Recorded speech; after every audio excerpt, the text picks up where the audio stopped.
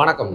தொடர்ந்து நம்ம பேசிட்டு இருக்கையில் பார்த்தீங்கன்னா, ஈரான், இஸ்ரேல், யுஎஸ் இதுக்கு உண்டான அந்த சண்டை சர்ச்சை போய்க்கிட்டே தான் இருக்குது. இந்த நேரத்தில் பார்த்தீங்கன்னா, தொடர்ந்து வளைகுடா நாடுகளில் பல இடங்களில் பேலிஸ்டிக் மிசைல்ஸ் விழுந்த வண்ணமாக இருக்குது. குறிப்பாக டெல் அவீவ் நகரில் பார்த்தீங்கன்னா அதிகமான தாக்குதல் தொடர்ந்துட்டே இருக்க இந்த வேளையில் தான் நம்மளுக்கு இன்னொரு அதிர்ச்சிகரமான ஒரு நியூஸ் கிடைக்குது. அது என்னன்னா, ஈரானில் எங்கேயோ நடந்துட்டு இருக்க இந்த பிரச்சனை பார்த்தீங்கன்னா, நம்ம இந்தியாவுக்கு பக்கத்திலே வந்துருச்சு அப்படிங்கிறது தான் ஒரு அதிர்ச்சிகரமான தகவல் அப்படின்னு சொல்லலாம்.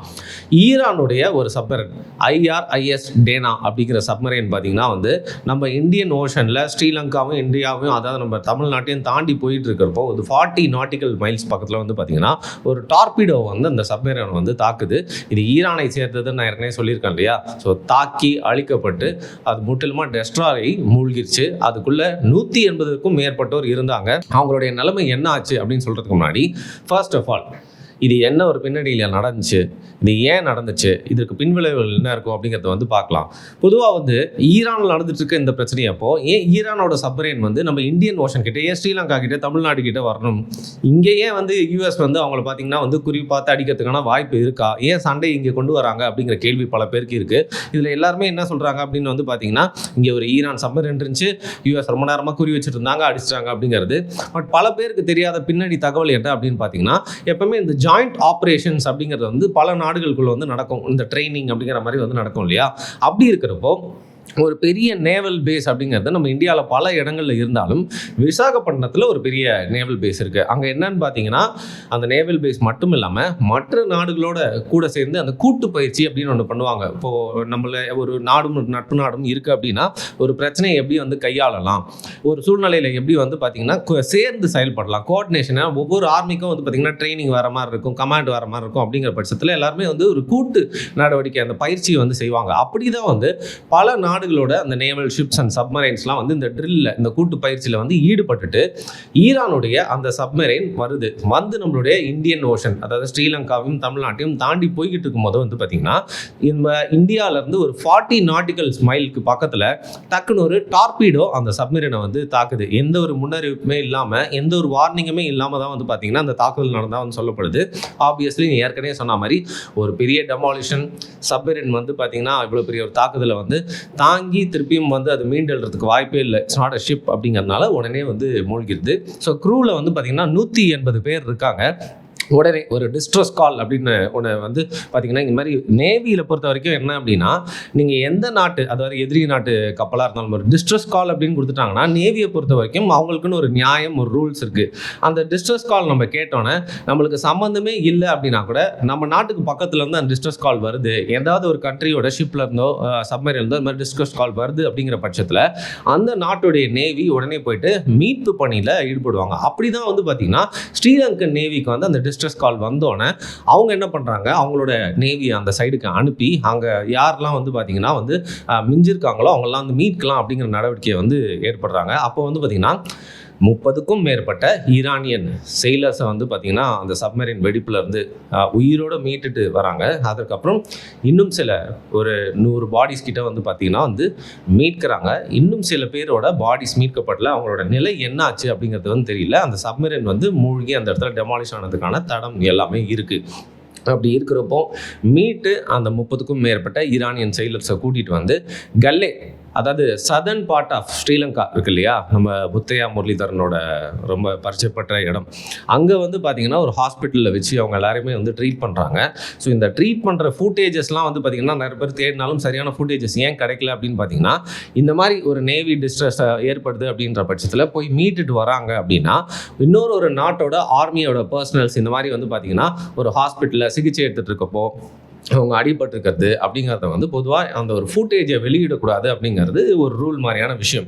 அதனால் என்ன பண்ணுறாங்க, அந்த ட்ரீட்மெண்ட் கொடுக்குறோம் அப்படிங்கிற நியூஸை வெளில சொல்கிறது மட்டும் இல்லாமல் அதோட ஃபோட்டோஸ் வீடியோஸ்லாம் முடிஞ்ச அளவுக்கு வெளியிடாமல் பார்த்துக்கிறாங்க. அதையும் தாண்டி சில கிளிப்ஸ்லாம் பார்த்திங்கன்னா சில இடத்துல லீக் ஆகி பரவிட்டு இருக்கு. இப்போ ஈரானுக்கும் தகவல் சொன்னது மட்டும் இல்லாமல் இதை யார் பண்ணா அப்படிங்கிறது உலகத்துக்கு தெரியும் அப்படின்னா கூட இப்போ வரைக்கும் ஒரு அதிகாரப்பூர்வ தகவல் வரவே இல்லை. இப்போ யூஎஸ் தான் இதை பண்ணியிருக்காங்க அப்படின்னா பார்த்திங்கன்னா அவங்களும் அதிகாரப்பூர்வமாக உடனே இதை வந்து அறிவிச்சிருக்கணும். பட் ஒரு ஈரான் சப்மரின் போயிட்டு இருக்கு அப்படிங்கிற பட்சத்தில் அதை இந்த காலகட்டத்தில் இப்போ இருக்க சூழ்நிலையில் வந்து அடிச்சிருக்காங்க அப்படின்னா அது யார் அப்படிங்கிறத அரசியல் புரிஞ்சவங்க, இல்லை உலக அரசியல் தெரிஞ்சவங்க, இல்லை இப்போ இருக்க நடப்பை எல்லாருமே புரிஞ்சவங்க யார் பண்ணியிருப்பாங்க அப்படிங்கிறத ஈரானும் வந்து பார்த்திங்கன்னா வந்து புரிஞ்சிருப்பாங்க அப்படின்னு நினைக்கிறேன். எனிவே இந்த பிரச்சனையோட வந்து நம்மளோட பிராந்தியத்தில் இந்த பிரச்சனை, அதாவது இந்த வார், இந்த தாக்குதல்கள்லாம் நடக்காமல் அங்கேயும் எங்கேயுமே இந்த போர் நடக்கக்கூடாது அப்படிங்கிறத நம்ம வந்து விரும்புகிறோம். நம்மளோட நாட்டுக்கு பக்கத்துலேயே நடக்குது அப்படிங்கிறப்போ வந்து பார்த்திங்கன்னா ஒரு சின்ன ஒரு அதிர்ச்சி வந்து ஏற்பட்டுச்சு. ஸோ இதையும் தாண்டி இது வந்து இந்தியன் வாட்டர்ஸ் இல்லை ஸ்ரீலங்கன் வாட்டர்ஸ் சொல்லுவாங்க, இன்டர்நேஷ்னல் வாட்டர்ஸில் இது நடந்ததுனால நம்மளோட கண்ட்ரிஸில் வந்து ஒரு பெரிய இன்டர்வென்ஷன் இல்லை. இதை பற்றி வந்து யாருமே பெருசாக ஓக்கலாக எதுவும் பேசலை. ஓகே, இப்போ திருப்பியும் அப்படி ஈரானுக்கு போவோம். தாக்குதல் எப்போ முடியும் அப்படிங்கிறத பார்த்தீங்கன்னா, ஸ்ட்ரெயிட் ஆஃப் ஹார்மஸை வச்சு ஈரான் வந்து ஒரு கேம் விளாடுறாங்க. என்ன அப்படின்னு பார்த்தீங்கன்னா, எங்ககிட்ட வந்து ஒரு மாதத்துக்கு 3000க்கும் மேற்பட்ட மிசைல்ஸை வந்து நாங்கள் வந்து டே டு டே பேசிஸில் தயாரித்து வச்சுருக்கோம். பாகிஸ்தான் சயின்டிஸ்ட்லாம் வச்சு என்றைக்கும் மிசைல்ஸை கற்றுக்கிட்டு அவங்களோட ஸ்ட்ராங் பாயிண்ட்டாக மிசைல்ஸ் தான் அப்படின்றத புரிஞ்சுக்கிட்டு மாதத்துக்கு 3000க்கும் மேற்பட்ட மிசைல்ஸை ஸ்டாக் பண்ணி வச்சுட்டே இருக்காங்க.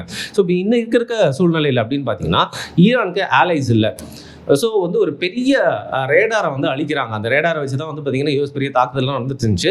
அந்த ரேடாரை அழிக்கிறதுக்கு கண்டிப்பாக சைனீஸோட இன்டெலிஜென்ஸ் வந்து உதவி இருக்குது. ஸோ இப்படி இருக்கிறப்போ வந்து அமெரிக்காவுக்கு ஒரு பெரிய டேமேஜ் அப்படிங்கிறது அந்த ரேடாரை அழிச்சது தான். அதன் மூலியமாக இப்போ ஏர் ஸ்ட்ரைக்ஸை வந்து பார்த்திங்கன்னா துல்லியமாக நடத்துறதுல, இல்லை வந்து மிசைல்ஸை இன்டர்செப்ட் பண்ணுறதுலாம் ஒரு பெரிய ப்ராப்ளம் ஏற்பட்டிருக்கு. இதனால தான் இப்போ வளைகுடா நாடுகளில் வந்து பார்த்திங்கன்னா அந்த மிசைல்ஸ்லாம் இன்னும் அதிகமாக விழ ஆரம்பிச்சிருக்கு. நம்மளுடைய சொந்தங்கள், நண்பர்கள், அவங்க தங்கிட்டு இருக்கவங்க கேட்டால் வந்து அவங்க சொன்னாங்க, இங்கே நீங்கள் நினைக்கிற மாதிரி கேஷுவலாலாம் இல்லை, நிறையா நியூஸ் வந்து வெளியிட மாட்டாங்க சொல்லிட்டு. ஸோ இன்னொரு பதட்டமான சூழ்நிலை ஏற்பட்டிருக்கு. ஸோ ஈரானில் பேரலையும் வந்து பார்த்தீங்கன்னா யூஎஸோட ஏர் ஸ்ட்ரைக்ஸ் அப்படிங்கிறது நடந்துகிட்டே இருக்கு. அண்ட் நான் ஏற்கனவே சொன்ன மாதிரி டெல் அவீவ்ல தொடர்ந்து குண்டு மலைகள் வந்து பொழிஞ்சிட்டே இருக்கு. முடிஞ்ச அளவுக்கு இன்டர்செப்ட் பண்ணாலும் டெல் அவீவ்லையும் சில டேமேஜஸ் வந்து ஏற்பட்டிருக்கு. ஆனால் அதில் இப்போ வரைக்கும் நம்மளுக்கு வந்த தகவல், யூஎஸ் ஆர்மி பர்சனல்ஸ் ஒரு 10க்கும் குறைவானவர் தான் வந்து உயிரிழந்திருக்காங்க. பட் ஈரானில் நிறைய ஆர்மி பர்சனல்ஸ் மட்டும் இல்லாமல், அந்த போலீஸ் மட்டும் இல்லாமல், சிவிலியன்ஸு, குழந்தைகள் நிறைய பேர் தொடர்ந்து இறந்துட்டே தான் இருக்காங்க. இந்த சூழ்நிலை தான் வந்து பார்த்திங்கன்னா தங்களுக்கு இருக்கிற ஒரே கேமாக ஈரான் நினச்சிட்டு இருக்கிறது டிப்ளீட் பண்ணணும். அதாவது எதிரிகளுடைய காசு அதிகமாக செலவு பண்ண வைக்கணும், ஆயுதங்கள் அதிகமாக செலவு பண்ண வைக்கணும். அதனால் டைம் பை பண்ணி இந்த வாரில் நம்ம வந்து வெற்றி பெறதுக்கான ஒரே வாய்ப்பாக வந்து பார்த்திங்கன்னா இந்த ஸ்ட்ரெயிட் ஆஃப் ஹார்மஸ் வச்சு கேம் விளாடணும்னு. ஏன்னா நீங்கள் தரை வழியாக ஈரான் நீங்கள் வந்து கேப்சர் பண்ணுறது அப்படிங்கிறது யூஎஸ்க்கு வந்து முடியாத காரியம். ஏன்னா அங்கே இருக்கிற மலைப்பகுதிகளாக இருக்கட்டும், ஒரு பக்கம் பாலைவனமாக இருக்கட்டும், அண்ட் வாஸ்ட் கண்ட்ரி அப்படிங்கிறதுனால ஈரான் நம்ம நினைக்கிற மாதிரி வந்து டெஹரான் மட்டும் ஒரு சிட்டியில் இன்னும் பல சிட்டிஸ் இருக்குது. ஸோ எஸ்டாப்ளிஷ்மெண்ட்ஸ் இன்னும் நிறைய இருக்குது. அப்படிங்கிறதுனால தரையில் இறங்கி இப்போதைக்கு ஈரானை வந்து கேப்சர் பண்ண முடியாது அப்படின்னு தெரிஞ்சுட்டு தொடர்ந்து ஏர் ஸ்ட்ரைக்ஸை நடத்திட்டே இருக்காங்க. ஏற்கனவே சொன்ன மாதிரி காங்கிரஸ்லையும் இதுக்கான அப்ரூவல் வரல. அப்படி இருக்கிறப்போ ஈரான் என்ன பண்ணுறாங்க, ஸ்ட்ரெயிட் ஆஃப் ஹார்மஸை வச்சு நாங்கள் இங்கே இருக்கக்கூடிய கப்பல்களை எதையுமே அனுப்பாமல் முழுக்க உலகத்துக்கே ஆயிலை வந்து பார்த்தீங்கன்னா வந்து ஒரு ஸ்கேர்சிட்டி ஏற்படுத்தணும். நம்ம ஏற்கனவே சொன்ன மாதிரி போன வீடியோவில் சைனாக்கு இது ஒரு பெரிய பாதிப்பாக இருந்தாலும், சைனாக்கு மட்டும் இல்லாமல் பல நாடுகளுக்கு இது ஒரு பெரிய பாதிப்பாக இருக்கும். அது மட்டும் இல்லாமல் இந்த ஸ்ட்ரெயிட்டை தாண்டி தான் வந்து பார்த்தீங்கன்னா இன்னும் பல நாடுகளுக்கு எண்ணெய் மட்டும் இல்லாமல் வளைகுடா நாடுகளுக்கு பல சப்ளைஸ் போகுது. அப்படிங்கிறதுனால இந்த ஸ்ட்ரெயிட்டை மூடி வைக்கிறது மூலியமா வந்து இன்னைக்கு யூஎஸோட சைடு லீன் ஆயிருக்கிற வளைகுடா நாடுகளுக்கும் ஒரு பெரிய பிரச்சனையாக இருக்குது. இதனால் யூஎஸ் என்ன பண்ணுறாங்கன்னு பார்த்தீங்கன்னா, நாங்கள் உங்களுக்கு எஸ்காட் கப்பல்கள்லாம் அனுப்புகிறோம்.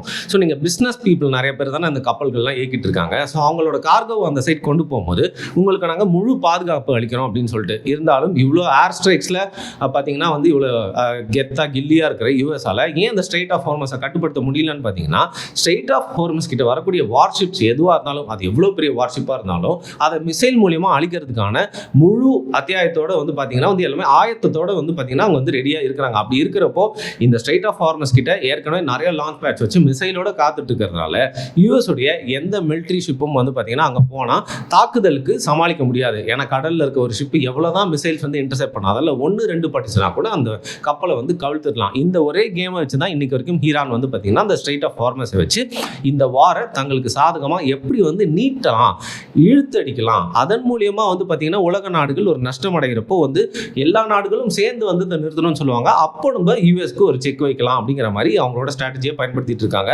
இன்னொரு சைடு யூஎஸோட டிஃபென்ஸ் செக்ரட்டரி ரொம்ப அடமெண்ட்டாக இருக்காரு, தொடர்ந்து இந்த தாக்கல் நடத்திட்டே தான் இருப்போம் அப்படின்னு சொல்றது மட்டும் இல்லாமல், இன்னொரு சைடு இஸ்ரேலோட வாரை நம்ம ஏன் நடத்தணும் அப்படிங்கிறது யூஎஸ் மக்கள் மட்டும் இல்லாமல் உலகத்தில் இருக்க எல்லாருமே ஒரு கேள்வியாக எழுப்பிட்டு இருக்காங்க. ஸோ இப்படி போயிட்டு இருக்க இந்த சூழ்நிலையில் எவ்வளோ சீக்கிரமாக வந்து பார்த்தீங்கன்னா வந்து ஆயில் டிப்ளீட் ஆகும் இந்தியாவில் அப்படிங்கிறது தான் நம்மளுக்கு கேள்வியாக இருக்குது. ஏன்னா வந்து பாராளுமன்றத்தில் நம்மளுக்கு வந்து 1 மாதத்துக்கு மேலே தாக்கு பிடிக்க முடியும், 2 மாதத்துக்கு மேலே தாக்கு பிடிக்க முடியும்னு சொல்லிட்டு இருந்தாங்க. இப்போ 25 நாள் அப்படிங்கிற வார்த்தையை ஸ்பில் பண்ணதுனால எதிர்க்க எதிர்க்கட்சிகள்லாம் இப்போ கேள்விகளாக வந்து கேட்க ஆரம்பிச்சிட்டாங்க.